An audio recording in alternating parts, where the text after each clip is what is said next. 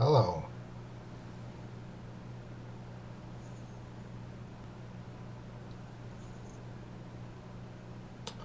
Today is the 150th birthday of Harry Houdini. And today I decided I will film a little video about him. And for it to be more entertaining, let's turn it into an ASMR video. An ASMR video about true, absolutely proven facts about Harry Houdini. So, Harry Houdini took his name after Robert Houdin, a French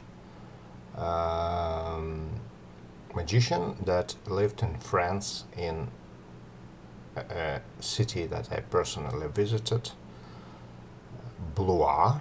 It's called Blois, Blois. And his original name was Eric Weiss. Eric Weiss. Let's remember it's ASMR. And he traveled from Europe to America with his family. He was born in Europe. And he read books and maybe even saw shows of Robert, and I'm not sure. And when he started practicing magic, he took the nickname of Houdini, which is after Robert Houdin, that is written like Houdin with H in front. So, and now for the most amazing facts about Harry Houdini. He lived the amount of years that is in a deck of a big playing cards. Big playing cards deck, 52 years. He lived half of it in the 19th century and half of it in the 20th century. I'm telling the story not for the first time, I know what I'm saying. He lived 26 years in the 19th century and 26 years in the 20th century, which makes up to 52 the amount of decks, the cards in a big playing deck. So, and he died on Halloween. He was so sure about his abilities to withstand any physical torture, and he allowed a student in a train that he was taking. A student was a fan of him and he was a boxer. And he said, "Can I please punch you? Can you withstand it? You withstood everything possible. Chinese water tortures, escaping from ropes." And Houdini, of course, said, "Yes, of course you can. But to complete this trick, you need to compose yourself, to place all of your guts in place." Okay? And this student, he hit Houdini without any warning. He said just, "Can I?" And then, and Houdini didn't get ready for that, didn't prepare his stomach to press the abs together. That's what you do. You compose the abs, you make them strain, the abs, and he hit him. And what happened is that Houdini's appendix exploded. And even after that, he started feeling bad, of course, but he almost, I don't know, 2 days or something like that, he went without any help. Or one day, maybe 3 days. And he even tried going, I mean, preparing his show. He went to a theater and started showing his tricks, and that's when he felt that really something is wrong with him. And after that, of course, that time medicine was not the best, and he died on October 31st, on Halloween.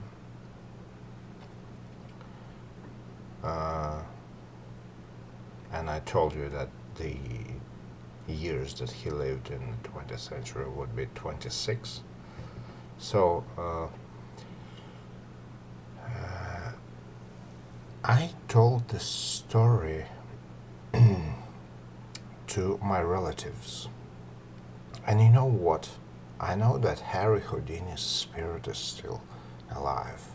Because I told this story to you. What I also told, maybe let's add some detail.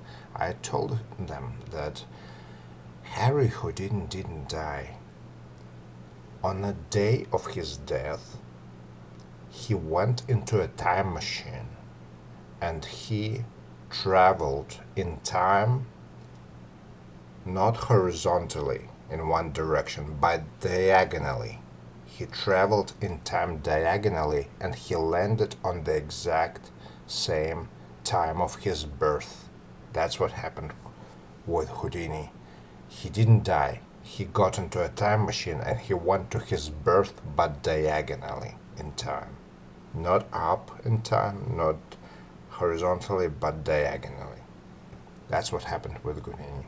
And I was telling this story to my relatives. And after that, I decided I will put a joke.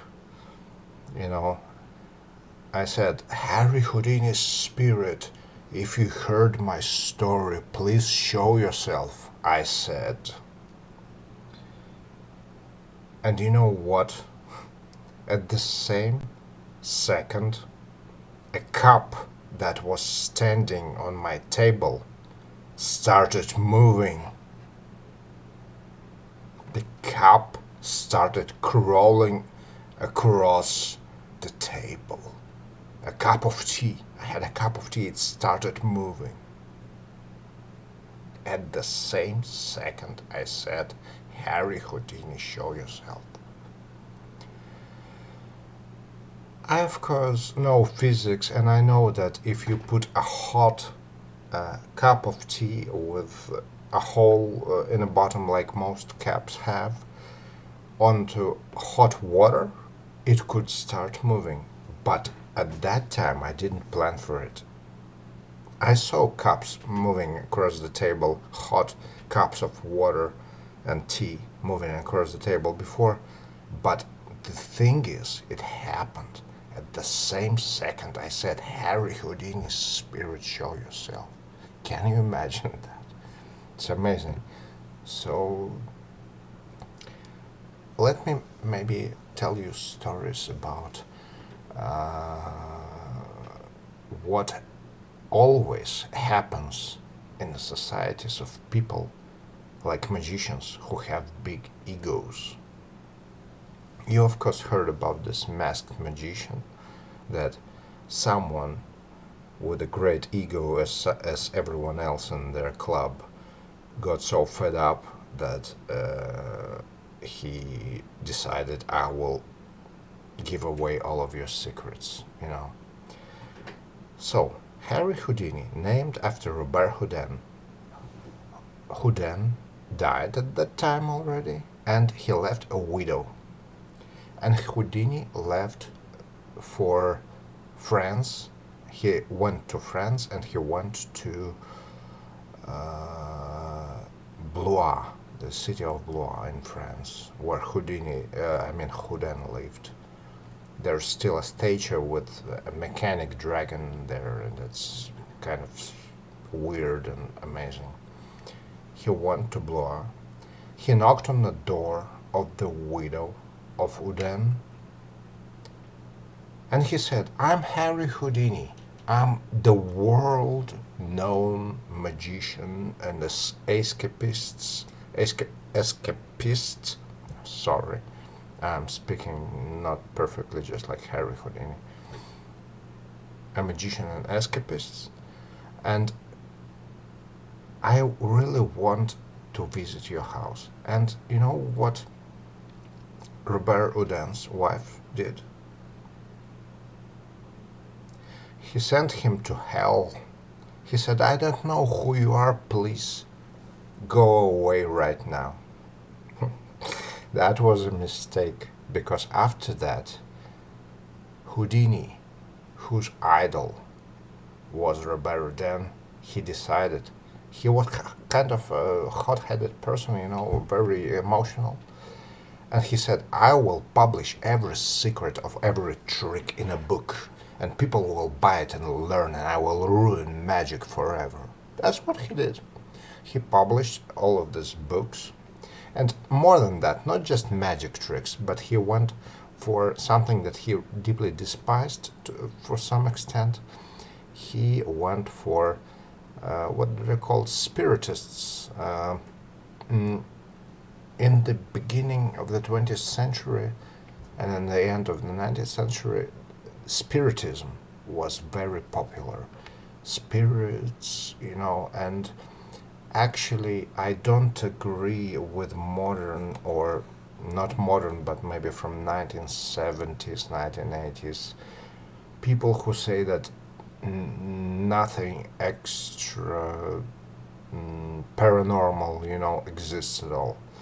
Because I know that senses biologically are so well developed that uh, you could actually, with complete understanding of physics, you could feel, for example, the temperature of some body, and that could tell you, like Sherlock Holmes, everything that you need to know. Sherlock Holmes, another story, because um, Houdini personally knew the author of Sherlock Holmes.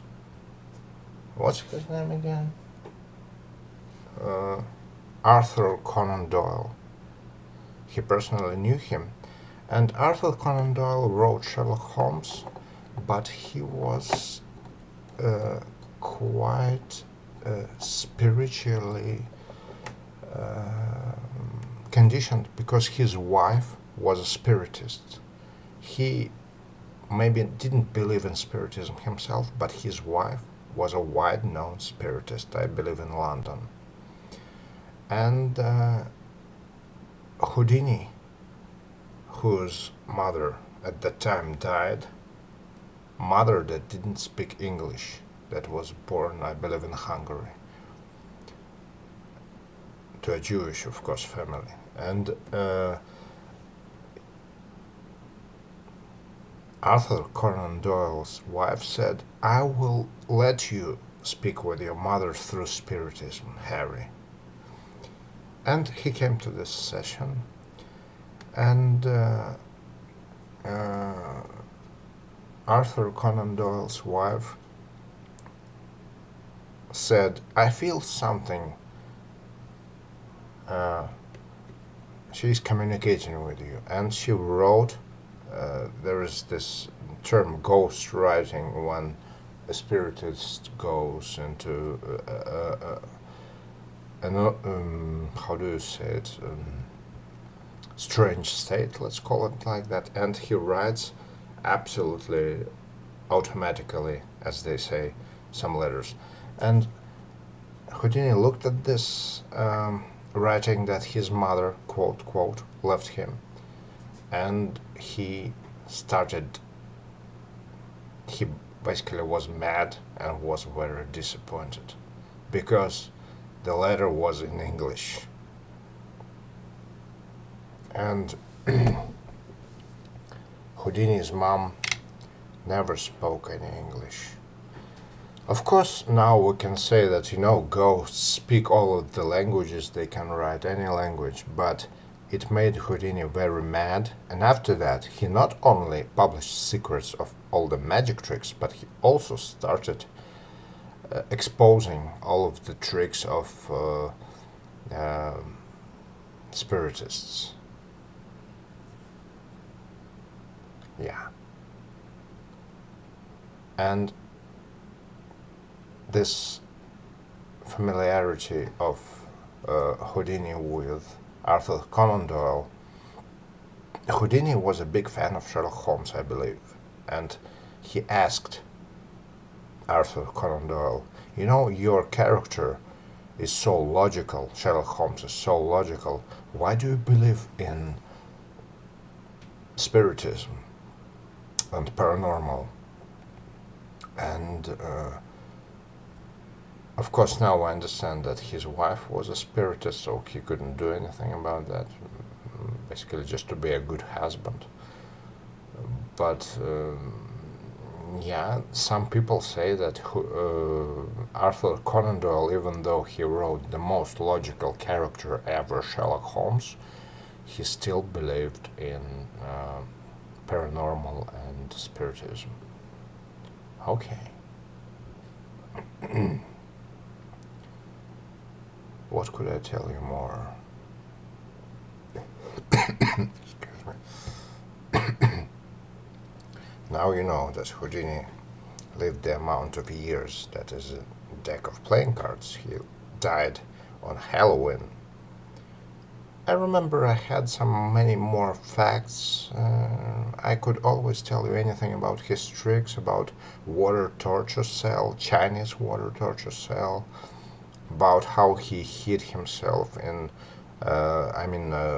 dived into milk, water, and beer, and when he dove into beer, it almost killed him, and everything else. But now I think that's enough for you today. I respect your time, and remember, Harry Houdini's spirit made a cup on my table move, and my grandmother and mother and other relatives saw it. And Houdini didn't die. He got into a time machine. Maybe Nikola Tesla invented it, this time machine. And he went back in time to the place of his birth and time of his birth, but not vertically, not horizontally, but diagonally. Thank you. That was my story for you, and absolutely truthful. I swear, like every magician always swears to you that they never lie. I swear it's true. And today, of course, is the 150th birthday of Harry Houdini. Happy birthday, Harry. You talked to me, you will talk to everyone else too. Thank you, Harry, and thank you, my viewers. Now sleep well.